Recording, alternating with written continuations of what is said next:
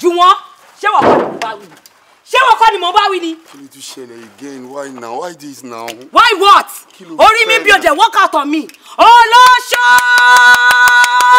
Aṣẹ́wó ọkùnrin! Jìgọ́lá! Ladies and gentlemen, Olújùwọ́n is dating a 95-year-old woman. Aṣẹ́wó! This lover! Ẹni tó yẹ kẹ́gbẹ́ rẹ̀ o! This lover! Olóṣó aṣẹ́wó! Olórí burúkú lélẹ́yìí. Jọ̀ọ́ má pariwo náà, kí ló fẹ́ tó fẹ́ pa mí? Ikú pa ẹ́. Tó fẹ́ pa mí ni. Olújùwọ́n let a sexy beautiful lady like this and wait